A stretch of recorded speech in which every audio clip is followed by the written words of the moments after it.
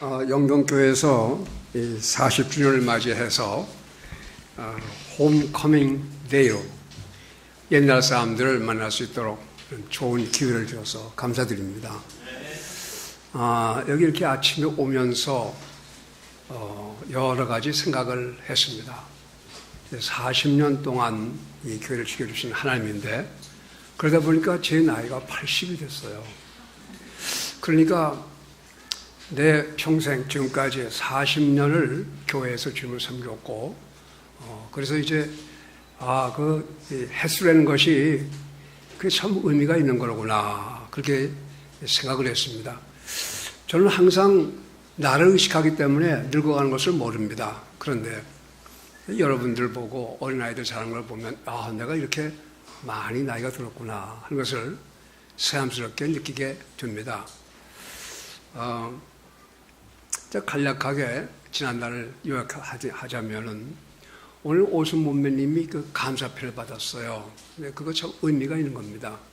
제가 40세 때 주님께서 불러서 교회를 세웠지만은 그때 오순 몸매님이 저와 함께 신방도 하시고 같이 이렇게 사역을 했습니다. 그때 오순 몸매 나이가 50대 중반일까요? 네. 50대? 네. 초반이다. 네. 젊을 때죠. 네, 젊을 때였습니다. 그래서 많이 이렇게 다녔습니다. 네, 같이.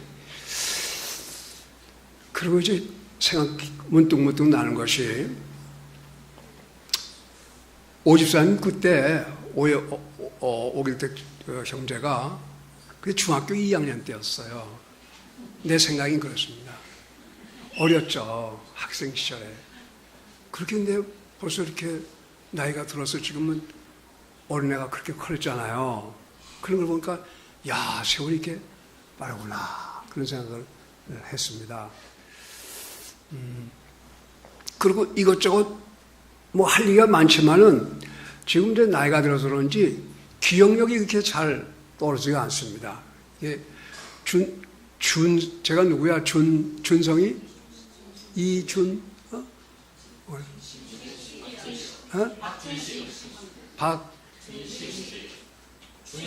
준식이. 우리가 신방 가니까 엄마가 없으니까 찬물을 갖다가 대접을 했어요. 제가 목사 모셨다고. 어렸을 때죠. 초등학교 아이 때인데.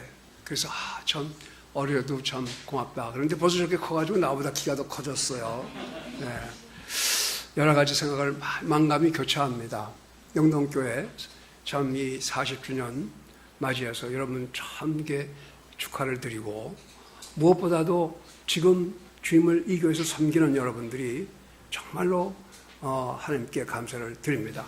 그리고 지난날 우리와 같이 웃으며 또 애태우며 또 속상해하며 그러면서도 주님 섬겼던 그런 정이 있는 그런 사람들 참 이 시간에 만나게 돼서 정말 너무나 반갑습니다.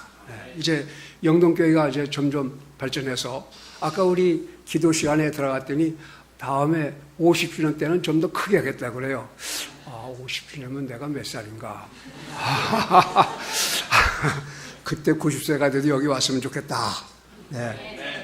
교회는 우리 개인은 이제 지나가지만 교회는 그렇지 않습니다.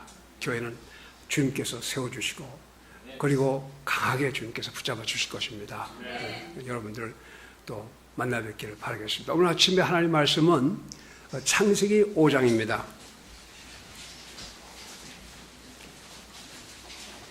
창세기 5장 21절부터 24절까지 말씀을 봉독하겠습니다.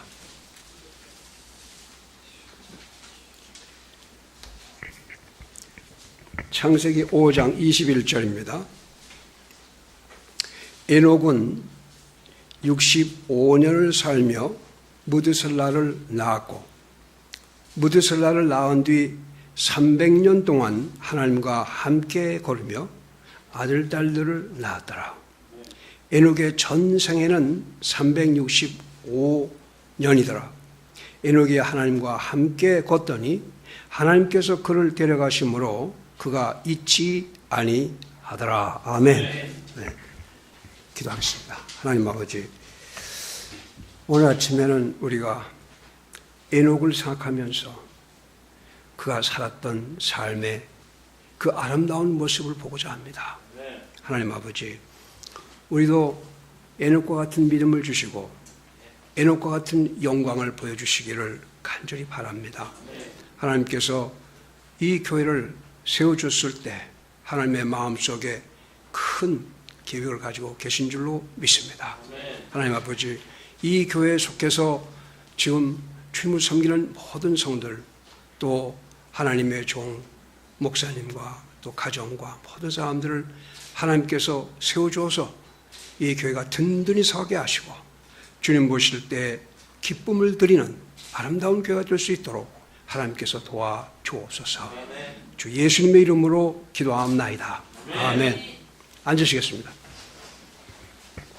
에녹은 그 당시에 다른 사람들에 비해서 짧은 인생을 살았습니다. 그렇지만은 매우 인상 깊은 삶을 살았습니다. 그가 65세가 되었을 때 무드셀라를 낳았어요. 에녹은 그 당시에 제일 단명 짧게 살았지만 무드셀라는 가장 오래 살았습니다. 그 아들을 낳고 그 다음에는 무드셀라를 낳은 후에 300년 동안 하나님과 함께 걸었다. 그렇게 성경은 기록하고 있습니다. 이 말은 무드셀라를 낳기 전 65년 동안에는 하나님을 몰랐다는 뜻입니다. 하나님과 함께 걷지 않았다는 뜻입니다. 그가 구원받은 때가 65세가 아닌가 그렇게 생각을 합니다. 그가 365년을 향유하고 살다가 오늘 본문 말씀 보니까 하나님께서 데려가셨다 그랬어요.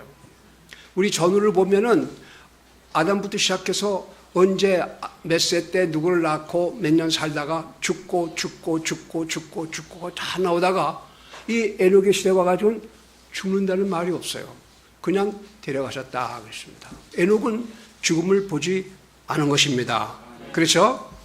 자, 그런데 여기 말씀을 보면은 이 구절이 너무 귀중하기 때문에 히브리서 기자가 이거를 또 기록을 했어요. 해석을 했습니다. 그 히브리서 11장 5절 말씀 보면은 믿음으로 에녹은 옮겨져서 죽음을 보지 아니하였으니 하나님께서 그를 옮기셨으므로 그들이 찾지 못하였느니라. 그는 옮기기 전에 하나님을 기쁘게 하였다는 증언을 가졌느니라. 그렇게 히브리서 기자가 그에 대해서 기록을 했습니다. 그래서 이 창세기에 나와 있는 말씀과 히브리서의 말씀을 종합해 볼 때에 여기서 에녹의 삶의 특징을 세 가지로 요약할 수가 있습니다. 그 첫째는 그는 하나님과 동행했다는 것입니다.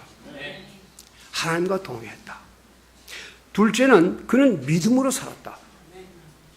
마지막 세 번째는 그는 하나님을 기쁘시게 하는 삶을 살았다. 이렇게 세 가지로 에녹의 삶을 특징을 말할 수가 있겠습니다. 그래서 이 히브리서 기자는 또 계속해서 말하기를 믿음이 없이는 하나님을 기쁘시게 할 수 없느니라 그랬어요. 그러니까 에녹은 믿음을 살면서 하나님을 기쁘시게 하는 삶을 살았습니다. 네, 그게 에녹의 삶이었습니다. 우리도 매일매일 살면서 믿음으로 살 때에 우리도 하나님을 기쁘시게 하는 삶을 사는 것입니다. 그러면 우리가 매일 살면서 내가 믿음으로 사는가? 지금 이 하는 행동이 믿음으로 하는 것인가? 아니면 내 유익을 위해서 감정적으로 하는 것인가? 그거를 살펴볼 필요가 있습니다. 그래서 고린도 후서 13장 5절에는 너희가 믿음 안에 있는지 너희 자신을 살펴보고 너희 자신을 입증하라 그랬습니다. 그리스도인들은 그 믿음에 살고 있는가 하는 것을 수시로 점검을 해야 됩니다. 왜냐하면 많은 경우 그리스도인들이 믿음으로 살지 않아요. 자기 생각대로. 네. 그렇기 때문에 하나님을 기쁘시게 하지 않기 때문에 우리가 이것을 항상 우리 자신의 삶을 점검하면서 살아야 될 것입니다. 오늘날과 같이 어두운 때 우리에게 가장 필요한 것은 하나님에 대한 믿음입니다. 저는 80평생을 살았지만 오늘과 같이 이런 고통의 때를 나는 알지 못했습니다. 우리는 어렸을 때부터 편안한 삶을 살았어요. 비록 고생은 했지만 먹을 것이 없어서 피난 시절에 정말로 고생했고 그 피난 갔다 온 다음에도 정말로 어려운 삶을 살았습니다만은 그래도 우리는 나라의 귀중함을 알았고 그리고 애국자가 무엇인가를 알았고 그리고 이 나라에 대한 감사가 있었어요. 네. 그게 우리들의 삶이었습니다. 대통령을 존경했습니다. 그런 삶을 우리가 살아왔는데 오늘날은 세태가 너무 바뀌어져 버리고 말았어요. 어둠의 때입니다. 이 어둠의 시대에 한치 앞이 보이지가 않습니다. 2019년도 금년도에 우리나라가 북한에 맞서서 우리의 자유민주주의를 지키고 시장경제 체제를 기초로 해서 지난 70년 동안 이루어왔던 이것을 계속 유지하고 번영할 수 있겠느냐? 아니면은 우리가 북한의 핵에 의한 무력 앞에서 무릎을 꿇고 그 예속되는 삶을 살아야 되겠느냐? 이거 심각한 문제입니다. 저는 밤잠을 못 잡니다. 이거 작은 문제가 아니에요. 왜냐하면 나는 이제 살아야 몇 살 살겠습니까? 그러나 여기 우리 있는 후손들은요, 이 나라를 계속적으로 유지해야 할 중요한 자손들입니다.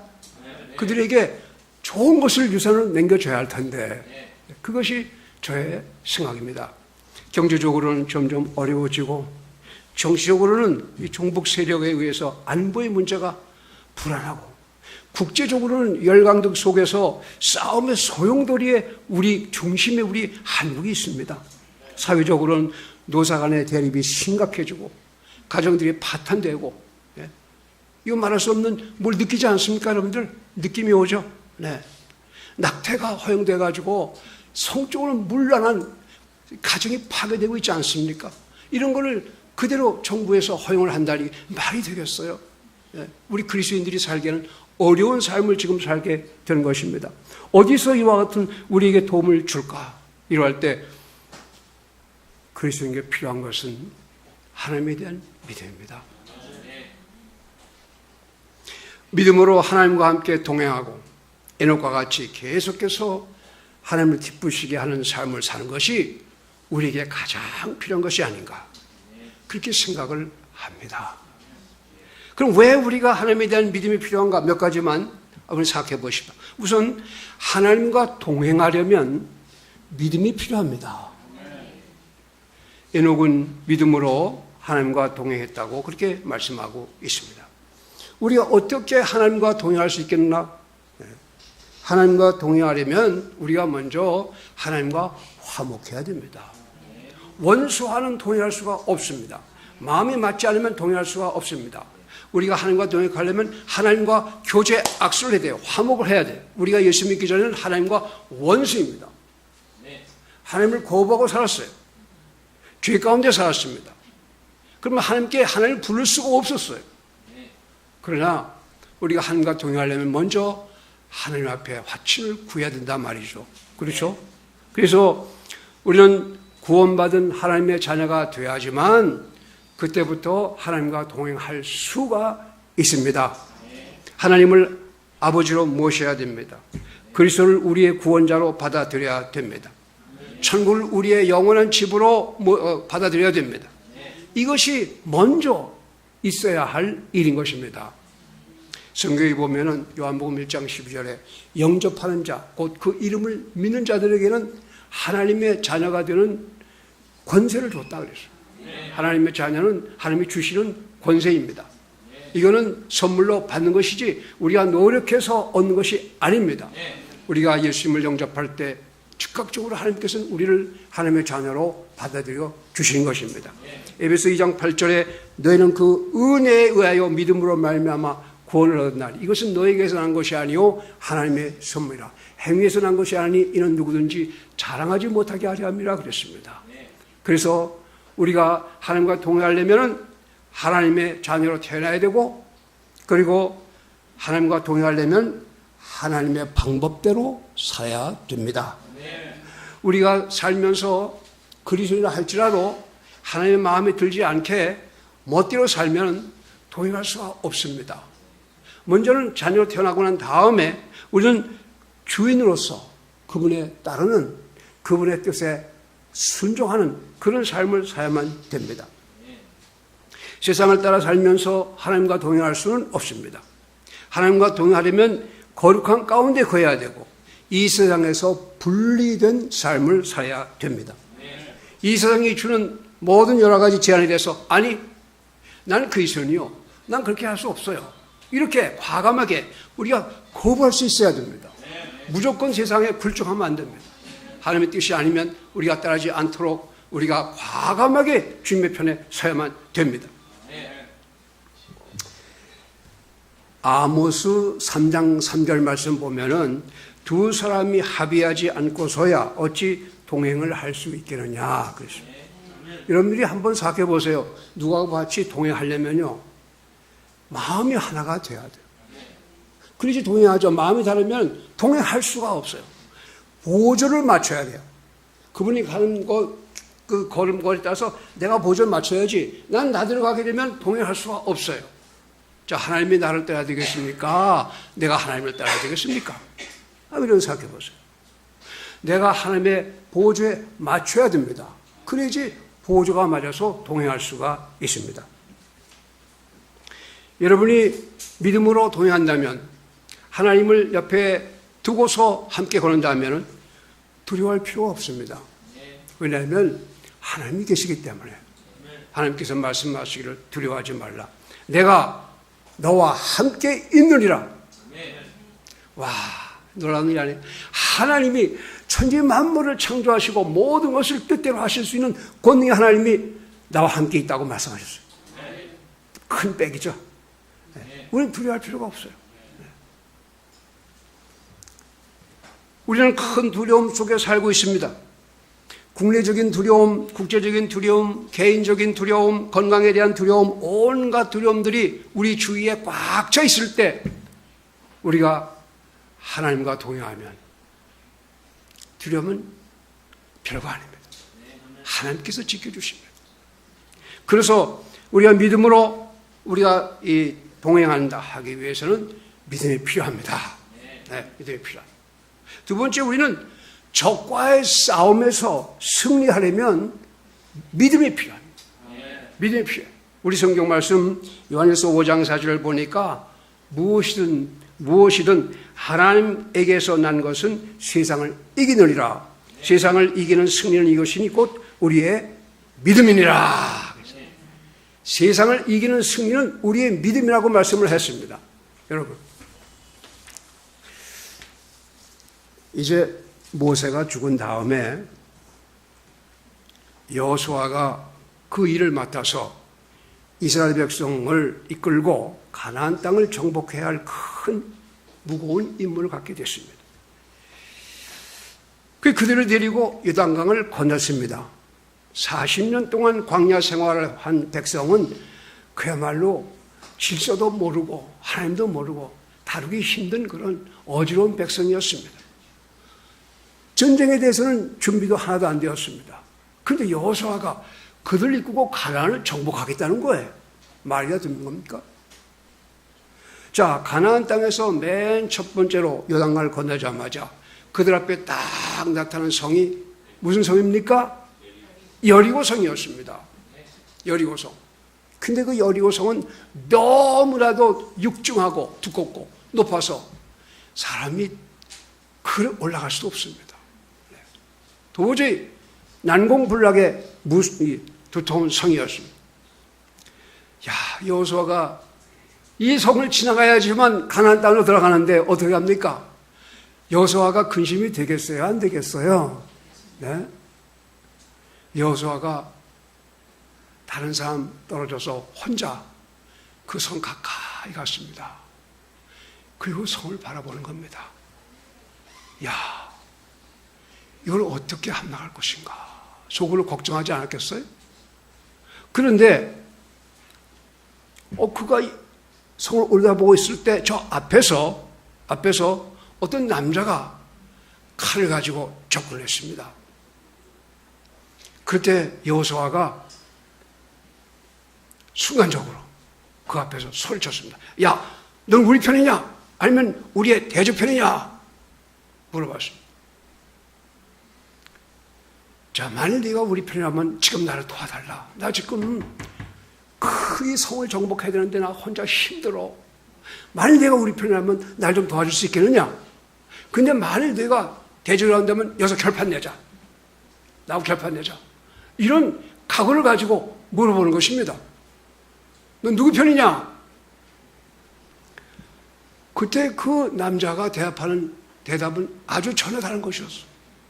아니라 나는 지금 주의 군대장관 대장으로 원하리라. 난 지금 편들러 온 게 아니다 말이에요. 내가 주의 군대장관이다. 이 싸움하러 왔다는 거예요. 이 말 들으니까 여호수아가 갈등 그 스트레스가 두려움과 걱정이 쫙 그리고 그 앞에 무릎을 꿇었습니다. 주께서 자신의 종에게 무슨 말씀을 하셨나이까? 이 놀라운 이 변화 보세요. 조금 전까지는 스트레스 때문에 긴장했던 여호수아가 주님 앞에서 얼굴을 땅에 대고 주여, 전쟁은 벌써 이미 끝난 거예요. 주님이 오셨는데 이제 여호수아는 자기가 해야 할 그 스트레스에서 벗어나서 주님 뭘 할 것인가만 기다리면 됐어요. 야, 여기 여리고성 돌아라. 뭐 어떻게 해라. 네, 그래, 그렇게 하면 되는 거예요. 어떻게 됐어요? 그 결과 여리고성 그 두껍고 무거웠던 성이 소리를 치자마자 위에서부터 밑에까지 쫙 땅으로 돌아버렸어요. 이스라엘 백성들은 아무 저항 없이 성을 함락을 했습니다. 자, 이 다윗이 그와 같은 마음을 가지고 골리앗을 대했어요. 우리를 대적하는 북한은 그 군대가 우리보다 강합니다. 그리고 적개심이 강해요. 우리나라 이 군인들은 미안한 말이지만 싸울 의사가 없어요. 평화만 원해요. 평화. 야, 싸우지 말자. 그냥 평화하자. 이게 우리나라 군대예요. 나이론 군대. 근데 북한의 군대는 뭐냐면 저놈들 잡아먹자는 거예요. 명령만 하십시오. 가서 다 하겠다. 싸움 되겠어요? 안 되겠어요? 싸움 안 돼요. 이 군이라는 것은요, 이 적개심이 있어야 돼요. 그러면 져요. 벌써 이미 지고 들어갔어요, 우리는요. 네. 자, 그들이 그렇게 마음만 그렇게 무장했습니까? 그들의 무기가 어떻습니까? 네? 핵을 가지고 있습니다. 우리 용은 안 돼요. 요즘에 뻥뻥 쏘아대는 거 보세요. 우리는 꼼짝 못하고 아이고 이러고 있어요. 그냥. 싸움이 됩니까? 안 돼요. 우리가 그들과 싸우면 패할 수밖에 없습니다. 그런데 우리는 무엇을 가지고 있을까요? 미국이란 동맹국이에요. 예, 미국도 미국을 위해서 있습니다. 우리나라를 위해서 있는 나라가 아니에요. 자, 우리가 뭘 가지고 있습니까? 남한은. 저는 생각합니다.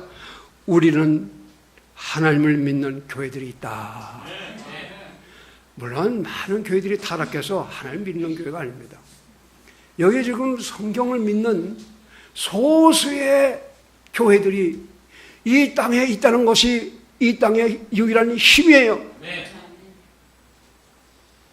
많은 교회들은 지금 뭐가 뭔지 몰라요. 적군이 누군지 몰라요.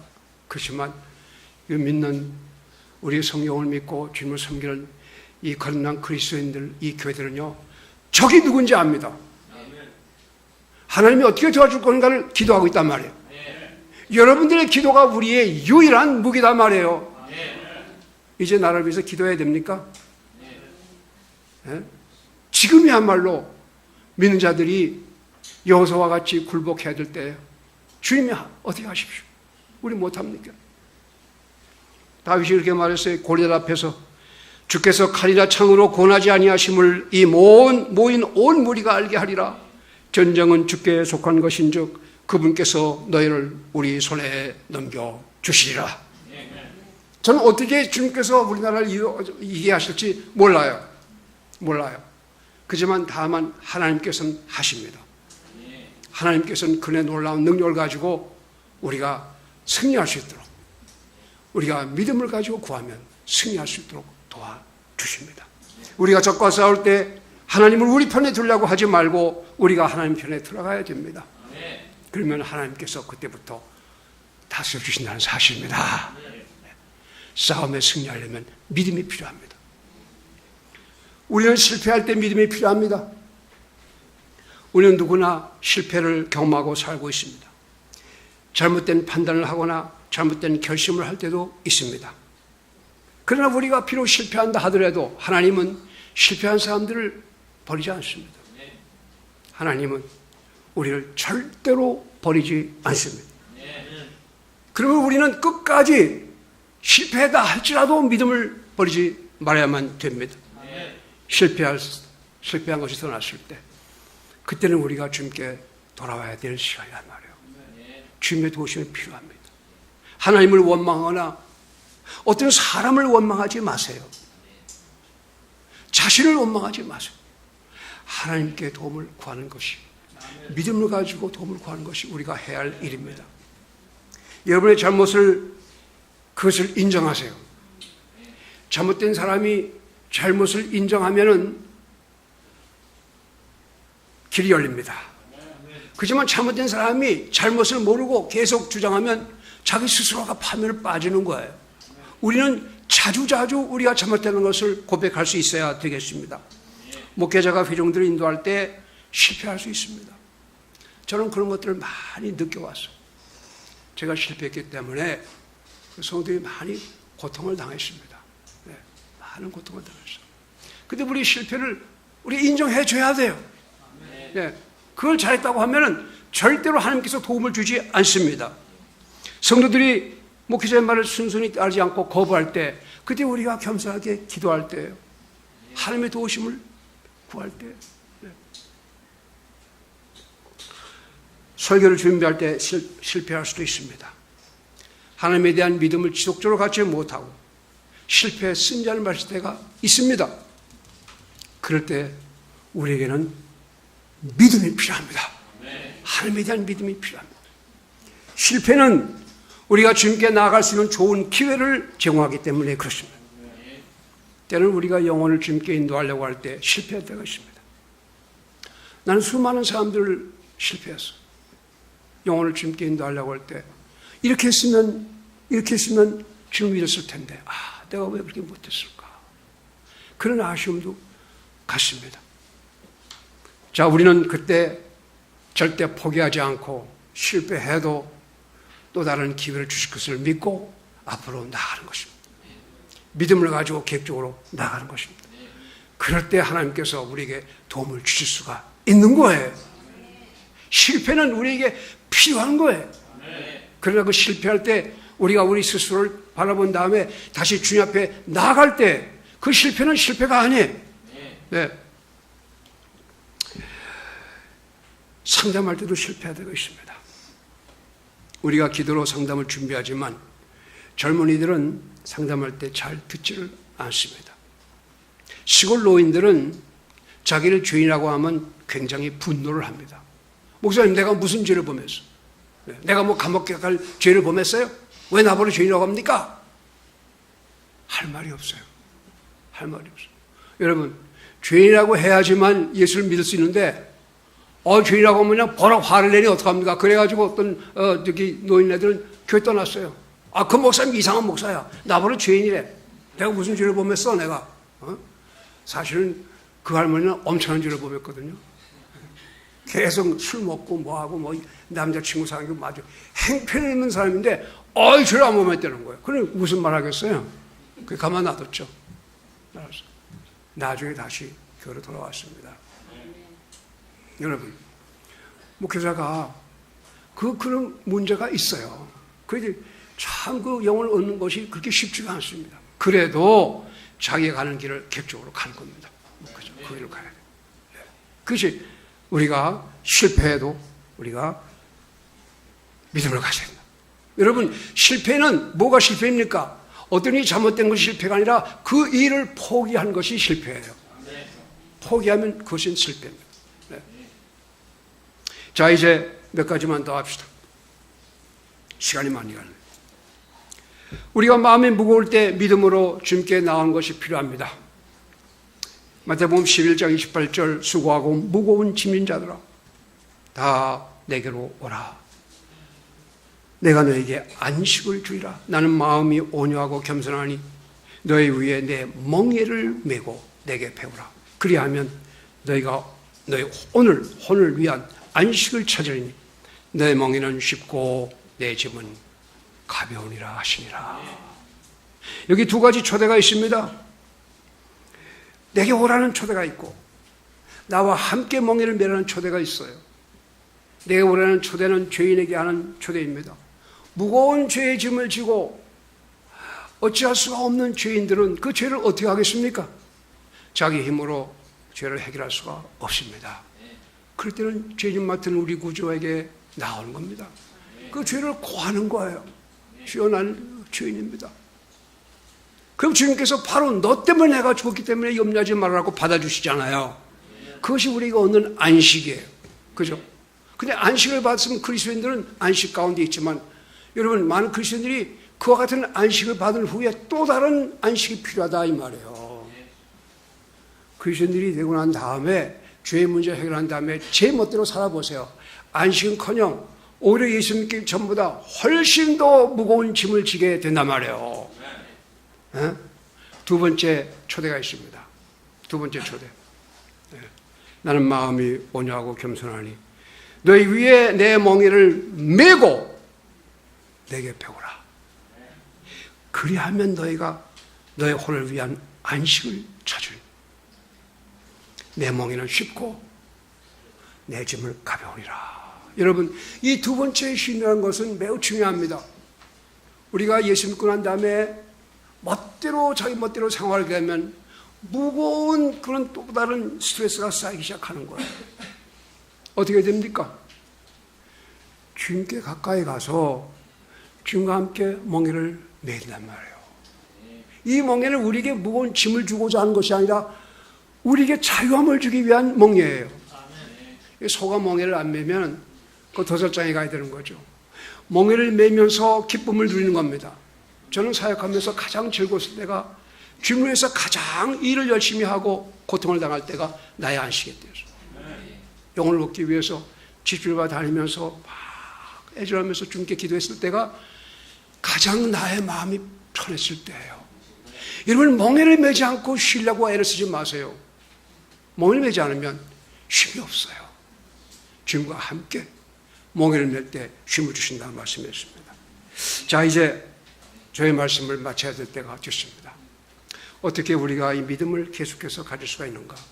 예수님께서 말씀하시기를 이 마지막 때 내가 너희 가운데서 믿음을 볼 수 있겠느냐 한탄해서 마지막 때가 되면은 세상 사람들은 더 악해지고 그리고 세상의 유혹은 더 심해지는데 그리스도인들의 믿음은 점점 식어집니다. 믿음이 점점 식어져요. 주님께서 한탄을 하셨습니다. 어디서 믿음이 오는가? 로마서 10장 11절에 이와 같이 믿음은 들음에서 오며 들음은 하나님의 말씀에서 오느니라. 여러분, 믿음은 우리의 체험에서 오는 것이 아니에요. 우리의 보는 것에서 오는 것이 아니에요.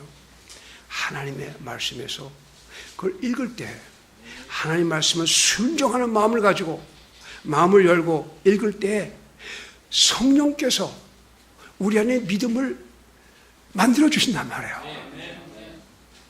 하나님의 성령께서는 그 일을 하시는 거예요. 네? 그래서 우리가 이 말씀을 사모하는 마음을 가지고 마음을 보물과 같이 여기면서 그 말씀을 조용히 읽고서 마음을 열어놓으면 성령께서 우리 안에 그 말씀에 대한 믿음을 만들어 주시는 거예요. 그게 참다운 믿음인 것입니다. 그래서 우리는 끊임없이 그와 같은 일을 해야 됩니다. 알았죠? 그래서 예수님 계실 때 제 아들이 뭐라고 했어요? 제 아들이 예수님께 간청했어요. 우리의 믿음을 증대시켜 주시옵소서. 그 주님께 우리 기도하는 것이 우리의 믿음을 좀 크게 증대시켜 달라고 하는 기도가 필요합니다. 네. 믿음이 필요합니다. 그래서 믿음은 귀로 들어온다. 귀로 들려서 그것이 우리 마음속에 믿음을 창조하는 것이지 무엇을 보거나 체험하거나 누구 말을 들어서 하는 것이 아니에요. 하나님의 말씀을 받아들였을 때 믿음이 생기는 것입니다. 네. 그래서 우리는 주의 말씀을 주의 깊게 들으십시다. 말씀 듣는 곳에는 절대로 빠지지 말고 여러분이 주일날 오전이나 오후나 수요일날이나 말씀 있는 곳에 여러분들의 마음을 다해서 그 말씀을 주의 깊게 들으면서 그 말씀을 마음에 받을 때 믿음이 생기는 것입니다. 이 어두운 때에 사랑하는 성도 여러분, 이 어두운 때에 우리가 누구를 믿겠습니까? 누구를? 하나님밖에 없어요. 하나님은 놀라우신 분입니다. 그분은 모든 것을 아시고 모든 것을 행하실 수 있는 능력의 하나님이십니다. 감사하고 그분께 감사하고 그분을 믿으십시다. 고개 숙이겠습니다. 조용히 오늘 들은 말씀을 생각하면서 간단하게 기도하겠습니다. 하나님, 우리를 이와 같이 어려운 세대에 놓아두신 것은 하나님의 뜻이라고 믿습니다.